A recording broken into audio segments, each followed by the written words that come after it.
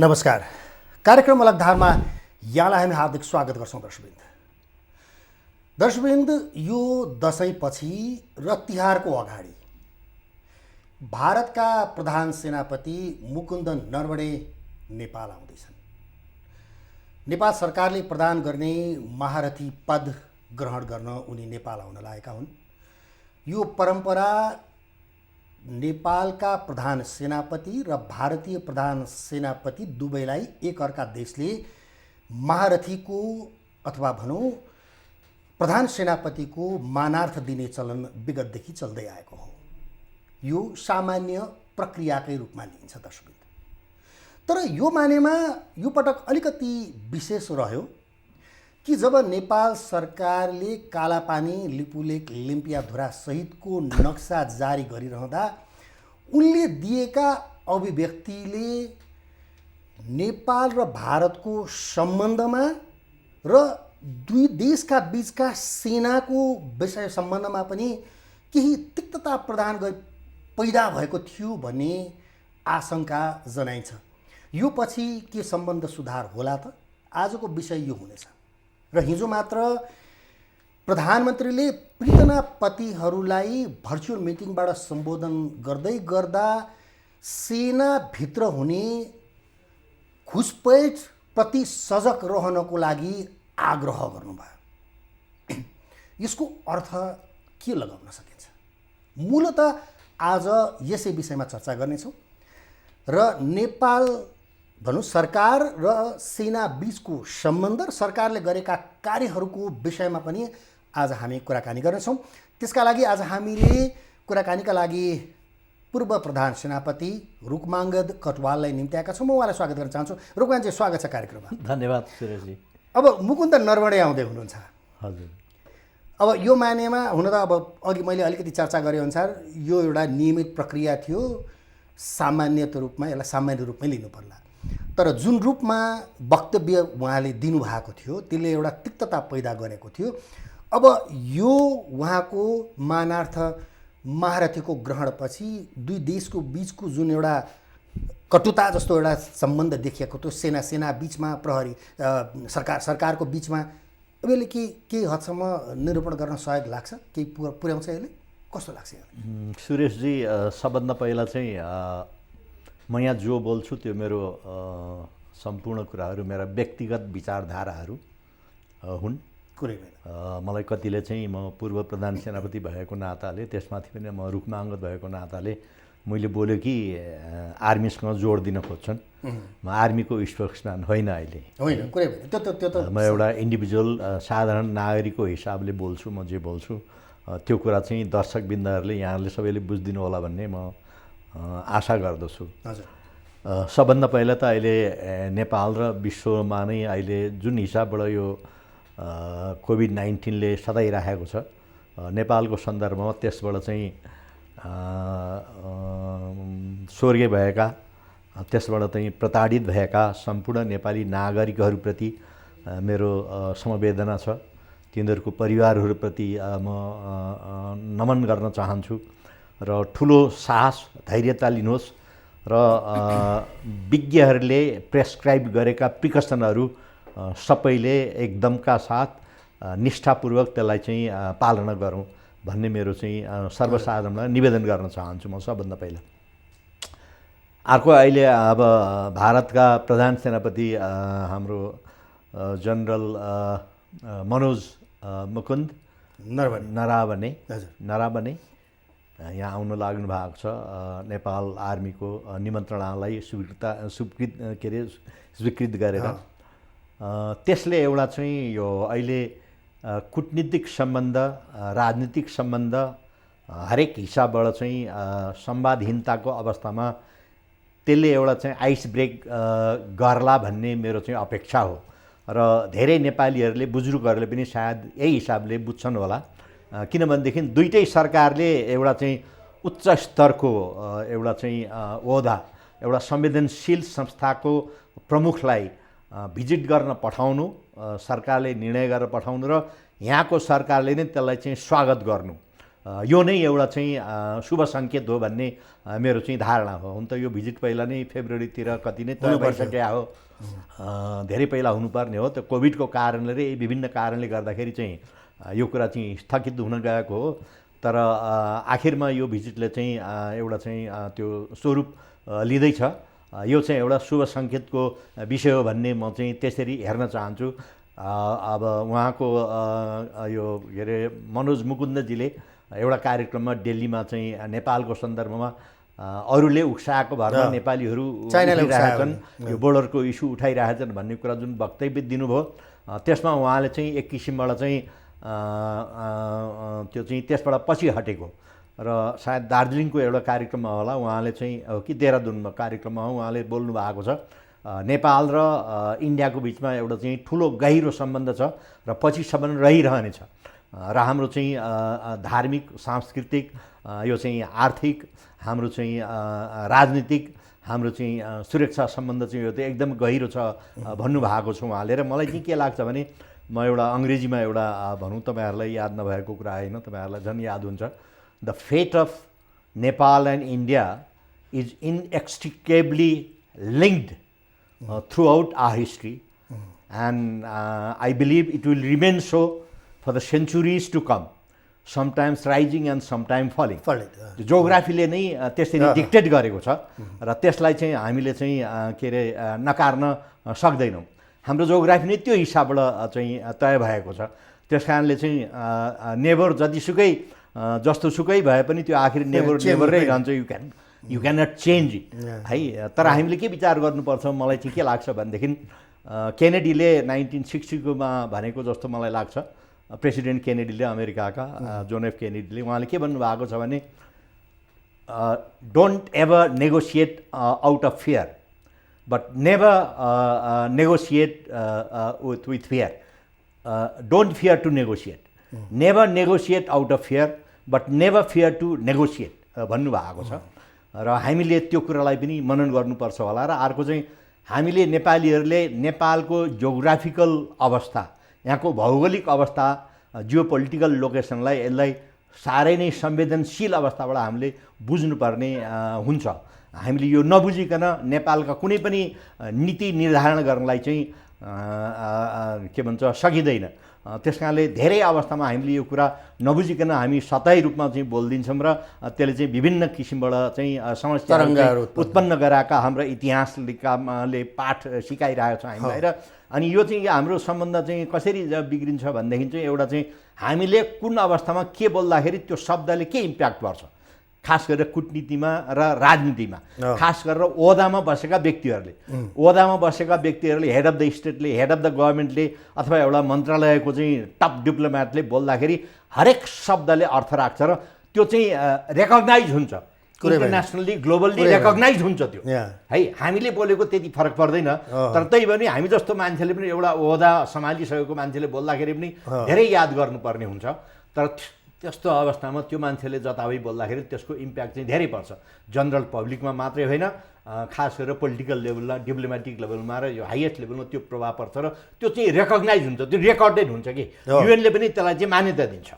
त्यस कारणले गर्दाखेरि यो चाहिँ एकदमै संवेदनशील विषयहरू हुन्छन् यस्ता, र यस्तोमा बोल्दाखेरि चाहिँ हामीले जताबै बोल्दाखेरि त्यसका असरहरू चाहिँ एकदम परिरहेको छ। तपाईँले भन्नुभयो अब यसरी एउटा हेड अफ दि गभर्मेन्ट भइसकेका व्यक्तिहरूले, तपाईँले भने जस्तो एउटा उच्च ओहदामा पुगिसकेका व्यक्तिहरूले पनि धेरै कुरा होइन स्पोक गर्दाखेरि, बोल्दाखेरि विचार नपुर्याएर बोलेका उदाहरणहरू हामीका प्रशस्तै छन् नि, होइन? बेपत्ता छन्। तपाईँले अहिले कुरा गरिहाल्नुभयो। म फेरि एकपल्ट फर्केर नर्मडेतिरै आउँदैछु। अब तपाईँले पनि त्यो मानार्थ ग्रहण गरिसक्नु भएको हुन त नेपाली सेनाको इतिहासमा पनि यो ग्रहण नगर्ने व्यक्तिहरू पनि रहेछन्, होइन? सचिव शमशेरले पनि यो ग्रहण नगर्नु भएको अवस्था रहेछ। यसमा ग्रहण गर्दा र नगर्दाको असर चाहिँ के हुन्छ, के फरक पर्छ? मलाई के लाग्छ भनेदेखि यो चाहिँ एउटा दुईटै देशका चाहिँ सेना भनेका त्यो चाहिँ एउटा राष्ट्रको एउटा धरोहर र त्यो यस्तो संस्था हो, त्यो सरकारहरू चेन्ज भइरहन्छन्, पोलिटिसियनहरू चेन्ज भइरहन्छन्, त्यो सेनाको पोलिसी भन्ने चिज चेन्ज हुँदैन। हामीलाई समस्या कहाँ पर्छ भने खास गरेर राजनीति र कुटनीतिमा त हाम्रो पोलिटिकल स्ट्याबिलिटीको हामी खुब कुरा गर्छौँ। It's not political stability, it is policy stability. Continuity of policy त्यसले चाहिँ धेरै चाहिँ माने राख्दछ र हाम्रो सन्दर्भमा यो कन्टिन्युटी अफ पोलिसी नभएको हिसाबले नै अनिखेर चाहिँ मान्छेहरूले खेल्ने मौका पाउँदछन् र अनि हामी त्यहाँ चाहिँ चुकिरहेका हुन्छौँ। गभर्मेन्ट चेन्ज हुन्छ, मन्त्रीहरू चेन्ज हुन्छ, हाम्रो चाहिँ विभागीय चाहिँ हेडहरू चेन्ज होलान्, तर पोलिसी कहिले पनि चेन्ज हुँदैन किनभने त्यो जोग्राफी त चेन्ज हुँदैन, त्यसका आवश्यकताहरू त चेन्ज हुँदैन, जो पोलिटिकल लोकेसन त चेन्ज हुँदैन, त्यो नेभर चेन्ज हुँदैन।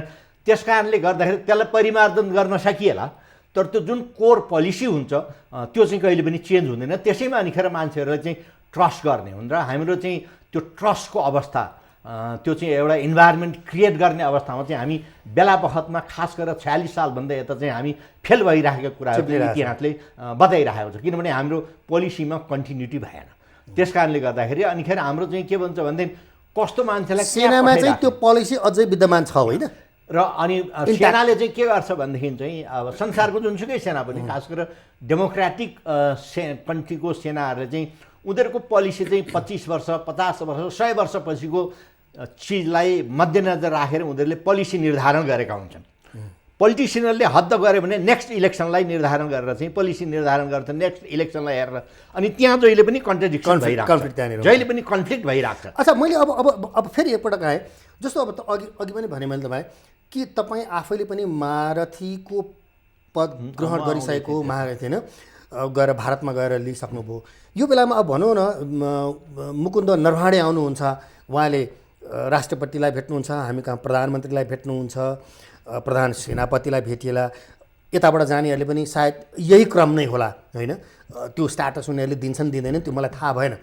तर जुन रूपमा भित्री कुराहरू हुन्छन्, के कुरा हुन्छन् यो बेलामा?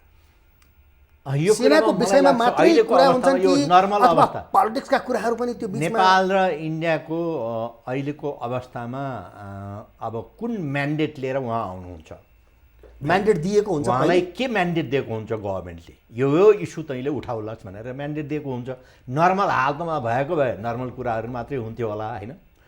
र त्यस्तै हाम्रो प्रधान सेनापतिले हाम्रो गभर्मेन्टले के म्यान्डेट दिएको छ, के विषयमा इस्यु उठाऊ भनेको छ होइन, त्यसमा डिपेन्ड गर्ने कुराहरू होला। त्यस कारणले यसले चाहिँ धेरै असर राख्छ, धेरै चाहिँ महत्त्व राख्छ भन्ने म बुझ्दछु। नेपाल गभर्मेन्टले दिँदाखेरि पनि म्यान्डेट दिएर पठाएको हुन्छ होइन, त्यो त नेचुरली म्यान्डेट खोज्दा हामीले त्यहाँ गएर रक्षा मन्त्रीसँग के कुरा गर्ने, अब राष्ट्रपतिज्यूसँग भेट्दा के कुरा गर्ने, आर्मी चिफसँग धेरै चाहिँ अब अन्तर्क्रिया हुन्छ, त्यहाँका जर्नलहरूसँग अन्तर्क्रिया हुन्छ, परराष्ट्रसँग अन्तर्क्रिया हुन्छ, त्यहाँ के कुरा गर्ने होइन। त्यो हाम्रो राष्ट्रको नीतिसँग मिल्दोजुल्दो हुनु पर्यो होइन, त्यो बाजिनु भएन है।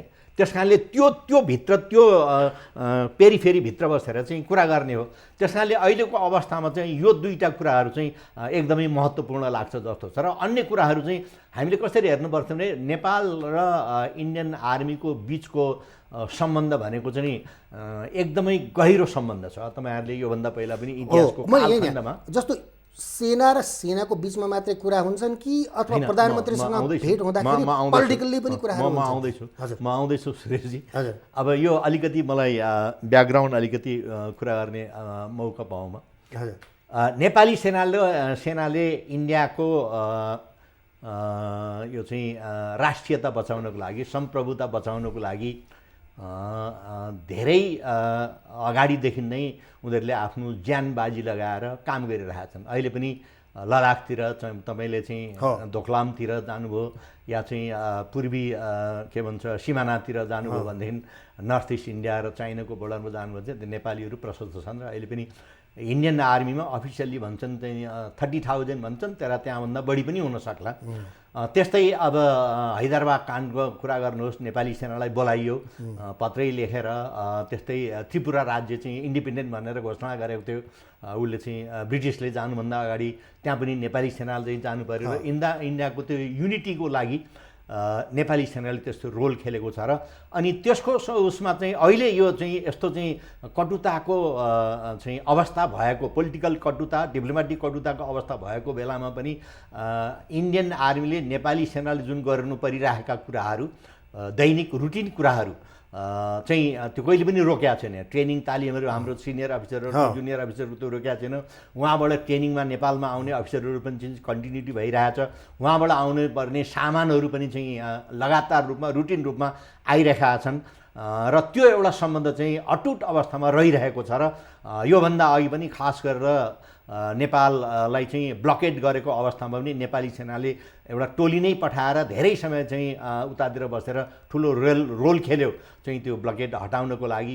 त्योभन्दा पहिला पनि धेरै कुराहरू यस्तो चाहिँ त्यस्तो किसिमको एउटा चाहिँ समझदारी छ र पोलिटिकल लेभलमा डिप्लोमेटिक लेभलमा जस्तोसुकै भए पनि त्यो आर्मीको लेभलमा चाहिँ दैनिक चाहिँ त्यो रुटिन कुराहरू चाहिँ हप्तामा एकताल चाहिँ भइरहेको हुन्छ र त्यस कारण हाम्रो चाहिँ नेपाली सेना र इन्डियन आर्मीको काम चाहिँ के हुनुपर्छ जस्तो मलाई लाग्छ भने त्यो दुईटा कटुता बिचमा पनि यो सम्बन्धले यो एउटा गहिरो सम्बन्धले तिनलाई पनि मद्दत गरोस् र त्यो एउटा यस्तो किसिमको वातावरण सृजना गरोस् जुन वातावरणले हाम्रो कूटनीतिक र राजनीतिक सम्बन्ध फेरि सुरुवात होस् र हाम्रा यी भएका यावत समस्याहरू खास गरेर हाम्रो चाहिँ कालापानी लिपु लेक हाम्रो चाहिँ लिम्पियाधुरा सुस्ता लगायतका यी कार्यहरू चाहिँ तुरुन्त समाधान हुनको लागि मन्त्री स्तरमा या सचिव स्तरमा अथवा हाम्रो इपिजीले बुझाएका रिपोर्टहरू त्यसबाट ग्रहण गरियोस् होइन। यो इपिजी खडा गरेको पनि अब उहाँकै अहिलेकै प्रधानमन्त्रीज्यूले खडा गर्नुभएको हाम्रै प्रधानमन्त्रीज्यूले होइन। त्यसबाट चाहिँ अब हिजो अस्ति मात्रै पनि हाम्रो चाहिँ एकजना पूर्व राजदूत नेपालका अघि भारतीय राजदूतले चाहिँ यो चाहिँ मान्नै पर्छ भन्ने के ऊ छ र हामीले यसमा चाहिँ डिस्ट्रेब उसबाट हेर्छौँ डिफ्रेन्ट उसबाट आँखाबाट हेर्छौँ भन्ने कुराहरू पनि लेख्नुभयो। तर त्यो हुँदै पनि यो सम्बन्धले त्यो एउटा वातावरण सृजना गर्छ कि भन्ने एउटा अपेक्षा पनि छ। तर त्यसको साथसाथै हुनसक्छ हामी यो अवस्थामा चुक्यौँ भनेदेखि यसले अर्को झन् नराम्रो स्थिति पनि ल्याउन सक्छ। त्यो एउटा चाहिँ पल्स साम्ने काम पनि होला नि दुईटैतर्फबाट होइन। त्यो पल्स साम्ने काम पनि अब म यहाँनिर आएँ जस्तो अब भनौँ न एउटा समय तपाईँलाई सम्झना भयो होइन अघिल्लो हप्ता मात्रै यो नक्सासहितको पाठ्यक्रममा सामेल भइसकेको छापिसकेको किताबलाई अहिले त्यो बजारमा नल्याउनु भन्ने प्रधानमन्त्रीको प्रत्यक्ष निर्देशन जुन भयो नि यसको र यसको केही तारतम्य मिलेको जस्तो सङ्केत लाग्छ। यहाँ हामीले अब यसलाई मान्छेले आफ्नो आफ्नो दृष्टिकोणहरू राखेका छन् मिडियाहरूमा। अहिले अब यो चाहिँ मिडियाहरू छताछुल्ल भएको मिडियाको जमाना हो अहिले होइन, पब्लिक ओपिनियनको जमाना हो। तर त्यो हुँदै पनि अब हामीले सर्टेन कुराहरू गरेका छौँ। यो सुरुवात पनि इन्डियाबाटै सुरुवात भएको हो नि। पहिला म्याप त इन्डियाले निकालेको हो नि होइन। यो चाहिँ बोर्डर समस्या छ भन्ने कुराहरू दुईटा टोली बसेर समस्या समाधान गर्नुपर्छ भन्ने कुराहरू 98% समाधान भइसक्यो। अब बाँकी रहेको समाधान गर्नुपर्छ भन्ने त्यो एउटा तय भइसकेको कुराहरू वार्ताको अवस्थामा। त्यो हुँदा पनि अब काश्मीरको समस्याले लिएर नेपालको यो चाहिँ त्यो कन्ट्रोभर्सीमा रहेको त्यो चाहिँ डिस्प्युटेड एरियाहरूलाई इन्क्लुड गरेर इन्डियाले माप निकाल्थ्यो। त्यो निकालेपछि नेपालले धेरै हदसम्म चाहिँ कोसिस गर्यो वार्ताको लागि यसलाई समाधान गऱ्यौँ, यसलाई राखेर हुँदैन। यो जति राख्यो त्यति चाहिँ यो चाहिँ झन् कटुता बढ्दै जान्छ, यसले झन् सिरियसनेस लिँदै जान्छ भन्ने हिसाबबाट कोसिस गर्यो। त्यो सुनवाई नभएपछि इन्डियाले त्यसलाई सुनवाई नगरिदिएपछि अनि नेपालले पनि बाध्यात्मक अवस्थामा नक्सा निकाले होइन। र तर नक्सा निकाल्यो त्यसको साथसाथै नेपालले के पनि गर्यो भने त्यो राष्ट्रिय लोगोमा पनि राखिदियो कि त्यसलाई राष्ट्रिय लोगोमा पनि राख्थ्यो। त संविधानभित्र पनि उ गर्यो। अब राष्ट्रिय लोगोमा किताब रोक्यो। अब किताब नरबडेको आउने पहिला अब यस्तो मान्छेले कसरी पनि हेर्छन् भने हाम्रो प्रधानमन्त्रीज्यू पहिला चाहिँ एकदम चाहिँ बाहिर आएर एकदम चाहिँ टड्कारो रूपमा चाहिँ बोल्दै हिँड्नुहुन्थ्यो होइन। रामको जन्मभूमिको कुरा उठाइदिनु भयो, अन्नेसेसरी रूपमा अब सिंह र सत्यको चाहिँ कुरा उठाइदिनु भयो होइन। त्यसबाट चाहिँ मान्छे त अनेक सोध्छन् नि त्यो अवस्थामा त्यो पोजिसनको मान्छेले गर्दाखेरि। त अहिले किन त्यो चुप लाएर बस्नुभयो भन्दाखेरि सायद उहाँले पनि रियलाइज गर्नुभयो होला कि अब यो वातावरण हामीले सृजना गर्नै पर्छ भने। किनभने जस्तोसुकै अवस्थामा भए पनि छिमेकीसँग खास गरेर इन्डिया र नेपाल चाहिँ वार्ता नगरिकन सधैँ यसरी बस्न सक्दैन। किनभने हाम्रो चाहिँ यति गाढा यति मल्टिफ्यासेटेड मल्टिलेयर्ड मल्टिडाइमेन्सनल हाम्रो सम्बन्ध छ। त्यो सरकारले दुईवटा पोलिटिसियनले रोकिने सम्बन्ध नै होइन हाम्रो। किनभनेदेखि हाम्रो चाहिँ त्यस्तो सम्बन्ध छ नि। कति मान्छेले खास गरेर तराईका हाम्रा नेताहरूले अथवा इन्डियाका केही चाहिँ नेताहरूले पनि भन्छन् के अरे रोटी बेटीको सम्बन्ध हो पनि भन्छन्। त्यस्तो चाहिँ एउटा गहिरो र अहिलेदेखिको होइन, यो वेद पुराणका पालादेखिको चाहिँ सम्बन्ध हो नि हाम्रो। त्यति गहिरो त्यति लामो त्यति ऐतिहासिक सम्बन्ध छ। त्यस कारणले गर्दाखेरि हामीले यसलाई मध्यनजर राखेर यो वातावरणलाई एउटा यस्तो वातावरण सृजना गर्नु पर्यो जसले गर्दाखेरि नेपाल र इन्डिया फेरि एकै ठाउँमा बसेर टेबल टक गरेर प्रमाणका आधारमा ऐतिहासिक आधारमा होइन हाम्रा चाहिँ भएका जे जति प्रमाणहरू छन् हिस्टोरिकल प्रमाणहरू छन् सबै राखेर टेबलमा बसेर दुईटाजना बसेर के हो त त्यसलाई निर्णय गर्नु नै यसले चाहिँ एउटा जग खडा गरोस् भन्ने चाहिँ हाम्रो चाहिँ चाहना हुन्छ र हजुर। अब मैले अलिकति विषयलाई प्रसङ्गलाई अलिकति मोडेँ। जस्तो अब हिजो मात्र प्रधानमन्त्रीले पृतनापतिहरूसँगको एउटा भर्चुअल मिटिङमा भन्नुभयो नि, नेपाली सेनाभित्रको घुसपैठ रोक्नको लागि तपाईँहरू सजग हुनुहोस् भनेर प्रधान सेनापति लगायत पृतनापतिहरूलाई निर्देशन दिनुभयो नि, तपाईँहरू सजग हुनु पऱ्यो। यसको अर्थ के हो? होइन, यसलाई त अब मान्छेहरूले नेपाली सेनाभित्रको घुसपेठ भने के होइन, एउटा चाहिँ प्रधानमन्त्री जस्तो मान्छेले, अहिले त उहाँ रक्षा मन्त्री पनि उहाँ नै हुनुहुन्छ, रक्षा मन्त्रीले प्रधानमन्त्रीले नेपाली सेनाका उच्च दर्जाका उच्च ओहदाका जर्नेलहरूलाई दिने निर्देशनमा यस्तो पनि हुनसक्छ है, हाम्रो चाहिँ एउटा चाहिँ मल्टिपल डाइभर्सिटी भएको देशमा यस्तो पनि हुनसक्छ। किनभनेदेखि अहिले एक थरी टोलीहरू चाहिँ खास गरेर 46 सालपछि नेपाली सेनालाई कसरी चाहिँ सिद्ध्याउने अथवा एउटा पार्टीको चाहिँ एउटा कार्यकर्ताहरू बनाउने भन्ने हिसाबमा नलागिराखेको पनि होइन। तपाईँहरूले पनि देख्नु भएको र यसमा चाहिँ केही विदेशी शक्तिहरूले पनि त्यस बेलामा नेपाली सेना भनेको यो राजाको सेना हो, नेपाल राष्ट्रको सेना होइन भनेर कति गरेर नेपाली सेनाभित्र चाहिँ अनिखेर फुल कर्नेल भनेर माथि चाहिँ निकाल्नुपर्छ, नेपाली सेनालाई चाहिँ के भन्छ डिस्ब्यान्ड गर्नुपर्छ भनेर लागेको कुरा तपाईँहरूलाई राम्रोसँग ठुल्ठुला चलखेलहरू भए होइन। त्यस कारणले चाहिँ तपाईँकै बेलामा भयो होइन, तपाईँहरूलाई थाहा छ नि यो इतिहास हो यो होइन। त यसबाट के पाठ सिक्ने भन्ने कुराहरू त्यसबाट चाहिँ र नेपाल चाहिँ यस्तो चाहिँ मल्टी डाइभर्स एउटा चाहिँ मल्टिकल्चरल मल्टी चाहिँ लिङ्ग्विस्टिक मल्टी रिलिजियस भएको कन्ट्रीमा हाम्रो त यहाँ फेरि अहिलेका पार्टीका नेताहरूले कतिले जातका कुरा ल्याएको छन्, भेगीका कुरा ल्याएको छन्, धर्मका कुरा ल्याएको छन्, जातका कुराहरू ल्याएको छन्, जनजातिका कुराहरू ल्याएको छन्। त्यसबाट चाहिँ नेपाली सेनालाई पनि आँच आउला र नेपाली सेनाको जुन इन्स्टिट्युसनल कोर त्यो चाहिँ कोहेसिभनेस छ, त्यो स्पिरिट डिकोर छ, त्यसमा तलमाथि पर्ला है भनेर सचेत गराउनु उहाँको कर्तव्य हो, उहाँको चाहिँ एउटा चाहिँ गाइडलाइन हो। र त्यसबाट नेपाली सेना बस्नु है, पहिला पनि यस्तो भएको छ, फेरि पनि हुनसक्छ। किन नेपाली सेनाको यो कोहेसिभनेस बिग्रियो भनेदेखि नेपालको एकतामा ठुलो आँच आउन सक्ने सबैले आकलन गर्न सक्छ।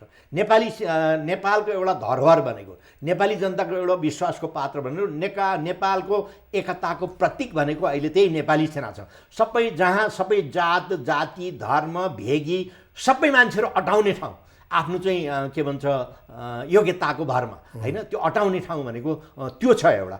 त्यसलाई पनि अब हामीले चाहिँ अब अहिले त अब जात जातिको नाममा चाहिँ राज्य खडा गर्ने होइन, यहाँ चाहिँ अनेक किसिमका चाहिँ के भन्छ चाहिँ पार्टीहरू खडा गर्ने तपाईँहरूले देखिराख्नु भएको छ होइन। अनेक चलखेलहरू भइरहेछन्, धर्मका नाममा अनेक चलखेलहरू भइरहेछन्। त्यो होला है यो भित्र पनि भनेर उहाँले सचेत गराएको एउटा चाहिँ म चाहिँ पोजिटिभ जस्तो हो। तपाईँले भने नि जस्तो विगतमा तपाईँले अघि पनि अलिकति कुरा कोट्याउनु भयो, विगतमा माओवादी द्वन्द्वकालमा पनि भित्रपट्टिको घुसपेटको कुराहरू त अलिअलि भएकै हो। अहिलेको स्थितिमा हेर्ने हो भने पार्टी जतिसुकै एक हौँ, दुई अध्यक्ष एक छैनन् है भन्ने सङ्केत आइ पनि रहेको छ होइन। यो सङ्केत, यो घुसपैठ, यो विषयको कुराले चाहिँ अन्यथा अर्थ लाग्दैन तपाईँले भने जस्तो अरू हुन सक्ने सम्भावना? अब उहाँले के सोचेर भन्नुभएको हो, तर जे होस् न तिमीहरू सचेत रह है यताप्रति, यो एउटा चाहिँ ठुलो समस्याहरू आउँछ, त्यसबाट तपाईँहरू सचेत रहनु र यस्तो नहोस् भनेर उहाँले चाहिँ एउटा चाहिँ पार्टीगत रूपले म अलिकति पार्टीतिर कमजोर भएँ, अब सेना तिम्रो हातमा छ, तिमीलाई चाहिँ अलिकति मैले हातमा लिनुपर्ने छ भनेको सङ्केत चाहिँ त्यतिर जान्छ कि जान्दैन? नेपालमा जब आफू कमजोर हुन्छ त्यसले चाहिँ अलिकति सेनालाई शक्तिलाई हातले लिनु खोज्ने त्यो स्वाभाविक कुरा। पहिला पनि चाहिँ आफू कमजोर भएपछि दरबारलाई कसरी हात लिने भन्ने चाहिँ पोलिटिसियनको चलखेलहरू हुन्थ्यो। त्यो स्वाभाविक कुराहरू होला सायद। त्यसलाई चाहिँ त्यो मानेमा बुझ्नुभन्दा चाहिँ म चाहिँ त्यसरी बुझ्न चाहन्छु, त्यसरी नै हेर्नुपर्ने हुन्छ होला र यसलाई चाहिँ अलिकति पोजिटिभ उसबाट चाहिँ हेर्नुपर्ने हुन्छ र नेपाली सेना यसबाट चाहिँ चनाखो राख्नुपर्छ, चनाखो बस्नुपर्छ भन्ने मेरो पनि एकदम चाहिँ गहिरो धारणा हो। तपाईँले भने चलखेल सेनाभित्र तपाईँले अलिकति इन्डिकेसन दिइहाल्नुभयो, सेनालाई मनोबल सिद्ध्याउने, तोडफोड गर्ने, त्योभित्र घुसपेट गराउने तपाईँहरूले देखिहाल्नु भने सेनालाई अब अहिले तपाईँहरू के भन्छ एउटा बिजनेसको काम पनि तपाईँले सेनालाई दिने, बाटो खन्ने काम पनि सेनालाई दिने, बदनाम त गराए नि, काम पनि सेनालाई दिने। यसले गर्दाखेरि के भन्छ पब्लिकमा त्यो चाहिँ इन्ट्रेक्सन सुरु हुन्छ। नेपाली सेना या जुनसुकै देशको सेना पनि पब्लिकसँग इन्टरेक्सन हुने बित्तिकै यही समाजका मान्छे त हुन् नि त्यहाँ पनि। त्यसको एउटा दाजु पुलिसमा छ, एउटा चाहिँ पोलिटिसियन होला, एउटा चाहिँ के भन्छ एउटा अर्को धर्ममा लागेको होला, त्यही परिवारको मान्छे त हो नि। त्यसको इफेक्ट, त्यसको इम्प्याक्ट त्यसलाई पर्नु स्वाभाविक हुन्छ। त्यसबाट बच है भनेको त्यताको सङ्केत हो। बचाएर बस्नुपर्छ भन्ने मेरो पनि धारणा हैन। यसबाट बस्नै पर्छ। यसबाट बस्न सकिएन भने नेपालमा तलमाथि पर्छ। ठिक छ दर्शकवृन्द, हामी पूर्व प्रधान सेनापति रुकमाङ्गद कटुवालसँगको संवादलाई जारी नै राख्नेछौँ, तर एकैछिनको छोटो विश्रामपछि।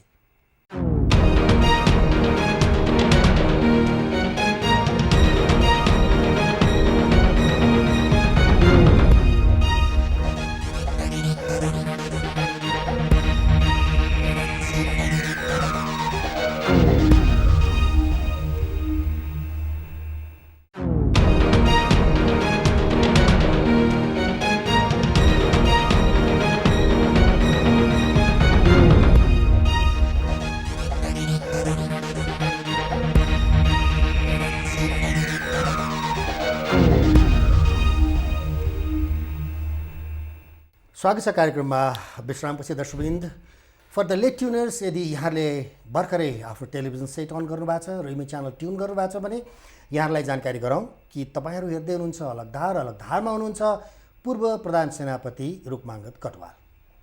कटुवालजी, जस्तो अब अहिले पनि अलिकति कुरा आयो, अहिले प्रधानमन्त्री आफैले रक्षा मन्त्रीको कार्यभार पनि सम्हाल्नु भएको छ। अब योभन्दा अगाडि ईश्वर पोखरेलजी हुनुहुन्थ्यो र उहाँलाई अहिले बिना विभागीय बनाइएको छ, आफूले रक्षा मन्त्रालयको जिम्मेवारी लिनुभएको छ। यसलाई कसरी बुझ्ने? म यसलाई एकदमै सामान्य प्रक्रिया हो। म चाहिँ एकदमै नेपालको सन्दर्भमा म चाहिँ एकदमै साधारण रूपमा हेर्छु यसलाई, स्वाभाविक रूपमा हेर्छु यसलाई। किनभनेदेखि नेपालको अब मान्छेले धेरै बेलायतसँग, अमेरिकासँग या इन्डियासँग पनि तान्ने कोसिस गर्छन् नेपाल आर्मीलाई र रक्षा मन्त्रालयलाई, ब्युरोक्रेसीलाई। नेपालको सन्दर्भ भनेको भिन्दै हो। नेपालको सन्दर्भमा 46 सालसम्म नेपालको प्रधान सेनापति राज्य मन्त्री सरह हुन्थ्यो, राज्य मन्त्री सरहको ओहदामा हुन्थ्यो र नेपालको सुरक्षा निकायहरू सबै उहाँको चेयरम्यानसिपमा गृह सचिव, परराष्ट्र सचिव अनि चाहिँ दरबारको चाहिँ मुख्य चाहिँ सचिव के भन्छ प्रमुख सचिव, प्रमुख सैनिक प्रमुख सचिव अनि मुख्य अञ्चलाधीश र सिडिओहरू सबै उहाँको अन्तर्गतमा हप्तामा एउटा मिटिङ हुन्थ्यो। त्यो त्यसरी अवस्थाको र त्यो प्रधान सेनापतिले नेपालको सन्दर्भमा प्रधान सेनापति जहिले पनि कि प्रधानमन्त्रीसँग या राष्ट्र प्रमुखसँग चाहिँ सम्बन्ध जोडेर हिँडेको हुन्छ। तर त्यहाँ पछि 46 सालपछि त्यो एउटा त ठुलो एउटा चाहिँ यहाँ चाहिँ परिवर्तनहरू ल्याउनु लाग्यो। त्यो ग्याप भयो। कसरी भयो भनेदेखि चाहिँ नेपाली सेनालाई चाहिँ प्रजातन्त्रीकरण गर्ने भनेर मेरै पालामा हद भयो र यहाँ केही आमासरहरूले मलाई जबरजस्ती गरेर प्रधानमन्त्री कहाँ चाहिँ भनेर दुनियाँभर गरेर भने मैले भने आखिर त्यसमा नेपालमा नगर्ने प्रधान सेनापति चाहिँदैन, ब्याङ्ककमा गर्नु। ब्याङ्ककमा त के हङकङमा गर्नुहोस् या बेलायतमा गर्नुहोस् या चाहिँ के मार्स मुनमा गर्नुहोस्, I am not going to send a single even soldier. 2टा मेजर पठाइदियो भने प्रधानमन्त्रीले मलाई बोलाएर 2टा मेजर पठाइदिनुहोस् न, यत्रो आमासले गरेको छ, नेपाली सेनालाई चाहिँ प्रजातन्त्रीकरण गरेर भनेको के? मैले पार्लियामेन्टमा बोलाएको छु नि यो कुरा। प्रजातन्त्रीकरण गर्ने नेपाली सेना भने के? चुनाव गराउने अथवा जर्नल खाइलियो भने गोर्खापत्रमा निकाल्ने, अब को जर्नल हुन्छ आऊ निवेदन हाल भन्ने, त्यही हो। नेपाली सेना भनेको नेपाल सरकारको नियम कानुन बमोजिम संविधान बमोजिम चल्ने संस्था, त्यो यसै प्रजातन्त्रीकरण छ। त्यो त कानुन बमोजिम चल्ने संस्था हो नि, र त्यसलाई कानुन बनाइएको पार्लियामेन्टले आर्मी एक्ट बनाएको त्यो अनुसार चल्ने हो। त्यो अनुसार चलेन भने त कारवाही गर्ने चाहिँ प्रशस्त ठाउँहरू छन्, भइरहेको छन् बेला बेलामा। तर त्यस्तो अवस्थाको त्यो सैनिकलाई एउटा चाहिँ काहीँ एउटा चाहिँ मालपोत अड्डाबाट आएको, एउटा चाहिँ के भन्छ त्यो हिसाब किताब गर्ने उसबाट आएको, एउटा चाहिँ कृषि मन्त्रालयबाट आएको एउटा सेक्सन अफिसर, एउटा चाहिँ के भन्छ त्यो चाहिँ के उपसचिवले चाहिँ आएर चाहिँ प्रधान ल यसो गर्नु छ। उनीहरूलाई के लाग्छ भने ल अहिले त प्रजातन्त्र आयो भने हामीले जे भन्नु त्यति गर्नुपर्छ भने, जसलाई इन्स्टिट्युसनल मेमोरी भन्ने छैन, नेपाली सेनाको सेन्सिटिभिटी जसले बुझेको छैन, राष्ट्रिय सुरक्षाको माने बुझेको हुँदैन, त्यो नेपाली सेना एउटा जर्नल हुन 35-36 वर्ष त्यसले चाहिँ नोकरी गरेको हुन्छ, संसार चाहेको हुन्छ हैन। र संसारका गण्यमान्य ठुल्ठुला इन्स्टिट्युसनहरूबाट संसारले उपलब्धि गरेका स्ट्यान्डर्ड ट्रेनिङहरू प्राप्त गरेर रेकग्नाइज सर्टिफिकेट लिएको हुन्छ त्यो मान्छे। त्यस्तो एउटा म्याच्योर व्यक्तिलाई एउटा चाहिँ आएर 2 महिना अर्थ मन्त्रालय के अरे रक्षा मन्त्रालय बस्नु भएको छ त्यो आदेश दिन सुरु गर्छ, जसलाई आर्मी भन्ने चिज बुझेकै छैन हैन। आर्मीको नुवान्स नै त्यसले बुझेको होइन। तर अरू देशमा ती इन्डियामा पनि के भन्छ भने रक्षा मन्त्रालयमा बस्ने ब्युरोक्राट्सहरू रक्षा मन्त्रालयमै हुर्के बढेका हुन्छन्, आर्मीका सबै कोर्सहरू गरेका हुन्छन्, ठुल्ठुला कोर्सहरू हैन। स्टाफ कलेज गरेर हुन्छ, डिफेन्स कलेजहरू गरेका हुन्छन्, के अरे नेसनल युनिभर्सिटीमा त्यहाँ चाहिँ गरेका हुन्छन्। आर्मी र सिभिलियनको त्यस्तो एउटा चाहिँ सम्बन्ध त के भन्छ तपाईँहरू जस्ता मान्छेहरू गरेर त्यो कोर्स गरेका हुन्छन् र अनि त्यो आर्मीको न्युआन्सहरू बुझेका हुन्छन् तिनीहरूले। अनि तिनीहरूले चाहिँ ह्यान्डल गर्छ, उनीहरूले चाहिँ सिधीले एक्सेप्ट गर्छ। अब हाम्रो त यहाँ छैन, कृषि मन्त्रालयबाट आएको छ, आर्मीको सम्बन्धमा केही थाहै छैन। ल त्यो के भन्छ त्यो आर्मीले त मैले जे भन्नु त्यही मान्नुपर्छ भन्ने त्यस्तो कुराहरू ल्याउँदाखेरि त्यहाँ चाहिँ बिचमा जहिले पनि घटना पर्ने परिराख्ने ग्यापहरू परिराख्ने कुराहरू। त्यस कारणले प्रधानमन्त्री बेला बेलामा आउँथ्यो नि, सैनिकले टेरेन, रक्षा मन्त्रालय पनि टेर्दैन, आफ्नो सैनिकले नटेर्ने भन्ने क्वेसनै उठ्दैन। मैले नै मेरै अवस्थामा कति भनेको छु भन्दाखेरि तपाईँले नेपालको संविधान अनुसार, नेपालको कानुन अनुसार नेपाली सेना जे पनि गर्दछ, तर कानुन बाहेकका कुरा आयो भनेदेखि उसले विचार गर्छ। कानुन बाहेकका कुरा है, कानुनी आदेशको पालना गर्ने हो हामीले, संविधान अनुसारको आदेश आर्मी एक्ट अनुसारको पालना गर्ने हो हामीले हैन। एउटा चाहिँ ठेक्कापट्टाको होइन, फलानु ठेक्कालाई मिलाइदे, फलानालाई ऊ चाहिँ उ गर, फलाना बिजनेस यसरी मिलाइदे, फलानु तैँले फाइल मैले रोकिदिन्छु यो गर्ने भए गर भने चाहिँ त्यो नेपाली सेनाले त मान्न सक्दैन, मान्नै हुँदैन त्यो हैन। त्यो गऱ्यो भने त त्यो इन्स्टिट्युसनल ऊ नै खतम हुन्छ। मैले यही प्रसङ्ग जोड्दै थिएँ नि, जसरी रक्षा मन्त्रालयमा रक्षा मन्त्रीले लकिरका फकिर भनेको आधारमा उहाँलाई साँच्चै नै यसरी चाहिँ नि मैले त्यही भनेकै सुनेको हो। मैले त्यो के भन्छ त्यो भक्स पप के भन्छ त्यो सुनेको हो मैले होइन। त्यहाँ जवाफ दिनुभएको छ नि। अनि त्यसैले त्यो आधारलाई मात्रै राखेर साँच्ची नै सेनाकै इम्पोजले गर्दाखेरि चाहिँ नि उहाँ होइन, म त्यो परिवर्तन भन्नतिर नजाउँ, त्यो प्रधानमन्त्रीको एउटा अहिलेको अवस्थामा चाहिँ नेपाली सेनालाई चाहिँ एउटा आफ्नै एउटा अवस्थामा राख्नुपर्छ, जसको कारणले गर्दाखेरि नेपालको स्थिरता र स्थायित्वमाथि आँच नआओस् भन्ने हिसाबले पनि सायद उहाँले गर्नुभएको होला। तर जे होस् यो चाहिँ म चाहिँ पोजिटिभ हिसाबले लिन्छु र आर्मीलाई पनि यो तहबाट चाहिँ जानुभन्दा चाहिँ एकैचोटि मागेर चाहिँ निर्णय हुने नहुने कुराहरू यो हुन्छ यो गर यो नगर भन्ने कुराहरू सजिलो हुन्छ। र नेपालको सन्दर्भमा हामीले त्यसरी हेरौँ। त्यस कारणले कैयौँ कुराहरू हामीले अरू देशसँग दाँजेर मिल्दैन कि सुरेशजी। त्यस कारणले हामीले हाम्रो संस्कार के हो, हाम्रो कसरी हुर्के बढेका छौँ, हामी कसरी पालित पोषित भएका छौँ पृथ्वीनारायण शाहको पालादेखि। यो आर्मी त त्यसरी आएको हो नि, यो आर्मीले यो देश खडा गरेको हो पृथ्वीनारायण शाहको अगुवाईमा, त्यसको पछाडि सारा नेपालीहरू एकजुट भएर लागेका हुन् नि। त्यो एउटा चाहिँ गौरव बोकेको पनि यो चाहिँ सेना हो। र अहिले संसारमा कहलिएको सेनामध्येको नेपाली सेना हो। अहिले शान्तिको सन्दर्भ, मानव अधिकारको सन्दर्भमा जतिसुकै मान्छेले जतिसुकै लाए पनि त्यही भएर युएनमा अहिले चाहिँ हाम्रो यति सानो आर्मी हुँदा पनि 4th लार्जेस्ट यो के अरे सैनिक कन्ट्रिब्युटिङ शक्ति हो अहिले संसारमा। र संसारको जुनसुकै कुना गए पनि सबभन्दा पहिला नेपाली सेनालाई नै रोज्छन्, त्यहाँको लोकलले पनि रोज्छ, त्यहाँको चाहिँ गभर्मेन्टले पनि रोज्छ र युएनले पनि त्यसैलाई प्रिफेयर दिन्छ। हालाकि हाम्रा चाहिँ हात हतियारहरू, गोलीगट्टाहरू, अरू इक्विपमेन्टहरू अरूको सरह नहुन सक्छन्। हामीले चाहिँ हाम्रो चाहिँ सम्पत्ति नभएको कारणले त्यो हुँदाहुँदै पनि नेपाली सेनामा 2-4 खुबीहरू छन् जो अरू सेनामा पाउन गाह्रो हुन्छ। धेरै सेनाहरू त अघि तपाईँले पनि कुरा गर्नुभयो, पोलिसी चेन्ज सेनामा एउटा लामो समयपछि मात्रै चेन्ज हुन्छ, परिवर्तन हुन्छ र यो एउटा चेन अफ कमान्डमै चल्ने हो। चेन अफ कमान्ड छ अहिलेसम्म पनि भन्दा भयो। चेन अफ कमान्ड नेपाली सेनामा या जुनसुकै सेनामा पनि फौजमा चेन अफ कमान्ड भएन भने त्यो फौजै रहेन नि हैन। त्यो त हुलदङ्गा गर्ने एउटा चाहिँ हुल्या चाहिँ शक्ति भइहाल्छ नि। त्यसमा त चेन अफ कमान्ड त्यो त्यसमा चल्ने हो नि, त्यो त मौखिक भरमा चल्ने हो, मुखको आधारमा। हामीले त रिटर्न आदत त पछि कहिले जान्छ, हामी त चिफ त्यस्तै पऱ्यो भने चिफ साहबले जसले ल यो तुरुन्त गरिहाल भनिन्छ, ऊ त कुदिहाल्छ नि होइन। र युएनमा पनि हामीले त्यही गर्थ्यौँ। हामीलाई किन मान्छ युएनले, नेपाली सेनाको किन चाहिँ यस्तो चाहिँ के प्राथमिकता नेपाली सेनालाई पाउने भन्ने सर्टेन क्वालिटिजहरू छन् सुरेशजी। त्यो भनेको नेपाली सेनाका जवानहरूले त्यहाँ गइसकेपछि उसले चाहिँ धर्म पनि हेर्दैन, भाषा भेगी इत्यादि पनि हेर्दैन। उसले चाहिँ 60 डिग्रीको चाहिँ सेल्सियस हो छ -40 डिग्री सेल्सियस त्यहाँ पनि उसले कम्प्लेन भन्ने चिज पनि नेपाली सेनाको चाहिँ एकदमै चाहिँ अलमोस्ट हुँदैन। अनि जोसँग पनि भित्र जसलाई पनि आलो हालिहाल्छ उसले, त्यो मुस्लिम होस् क्रिस्चियन होस् या जोसुकै चाहिँ इजरायली होस् जोसुकै होस्, त्यही किसिमको ट्रेन सेनाभित्र। अनि नेपाली सेना जुनसुकै अवस्थामा पनि त्यो चाहिँ एडप्ट गर्न तुरुन्त एडप्ट गरिहाल्छ, जुनसुकै खाना पनि खाइदिइहाल्छ उसले। त्यहाँ उसको धर्म ऊ सिर्फ नेपाली भएर बस्तिन्छ त्यहाँ।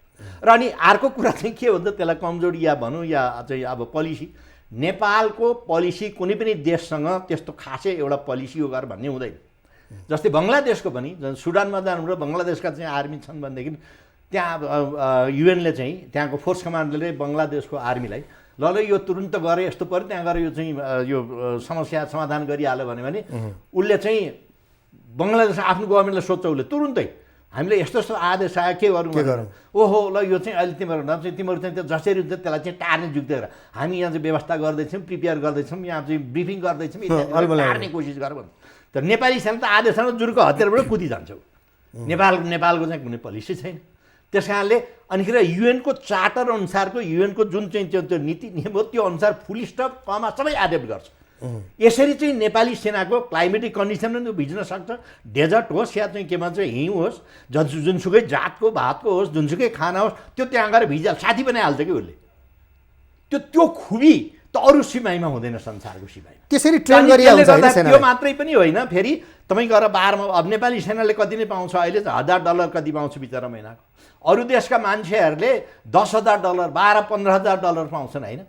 त्यो अब नर्डिक कन्ट्रिजका मान्छेहरू त त्यहाँ 6 महिना गएर धेरै जो कन्स्क्रिप्टेड हुन्छन् उनीहरू युएनकै लागि खडा गरेर हुन्छ। तिनीहरू चाहिँ अब 6 महिनापछि चाहिँ युएनमा गएर चाहिँ एउटा चाहिँ सानो छोरालाई हेलिकप्टर किन्दिने भन्छन् उनीहरू होइन। तर त्यो हुँदा पनि हाम्रो मान्छे बारमा बसेपछि के अर्थ भने चाहिँ जो आयो भने come on have a drink in my name go ahead highway खुवाइदिन्छ भोलि त्यसकै होस् होइन उसले खुवाइदिन्छ। तर अरू आयो भने के भन्छ खाना बोलाउँछन् तर आफै किनेर खानु त्यसले गर्दाखेरि नेपालीहरू त्यसरी चाहिँ पपुलर भएका हुन्। र नेपालको अहिले एउटै मात्रै संसारमा बेच्ने चिज के छ भने नेपाली सेना। तपाईँले सुन्नु भएको होला head of the state head of the गभर्मेन्टले या चाहिँ टप डिप्लोमेटले बोल्ने कुरा के छ अहिले, रक्षा मन्त्रीले बोल्ने कुरा के छ अहिले, नेपाल बाहिर विदेशमा गएर बोल्ने बित्तिकै हाम्रो नेपाली सेनाले यसरी चाहिँ यति कन्ट्रिब्युट गर्यो होइन, यति चाहिँ 58 सालदेखि संसारमा यति गरेको छ, यस्तो गरेको छ। अरू केही छ बेच्ने चिज नेपालको संसार? त्यो त मोदीले पनि भने नि त होइन, म देशको लागि ज्यान दिन्छु भने। त्यस्तो सम्बन्ध भएको गोर्खा भनेर भन्थे होइन। त्यस कारणले चाहिँ यो चाहिँ के भन्छ उसले चाहिँ भन्छ नि त नेपालको कन्ट्रिब्युसन नेपाली सेनाको के अरे नेपालको चाहिँ नागरिकको कन्ट्रिब्युसन इन्डियाको हकमा नि त्यो भएको हुनाले त्यो नाता छँदैछ। त्यो जुनसुकै परिवर्तन त्यहाँ चाहिँ आए तापनि जुनसुकै अवस्था आए पनि सबभन्दा पहिला चाहिँ त्यो फ्रन्टमा जाने त्यो नेपाली नागरिकलाई नै त्यहाँ चाहिँ गोर्खा फौजले नै त्यहाँ पठाउने एउटा चाहिँ चलनहरू छ त्यहाँ पनि होइन।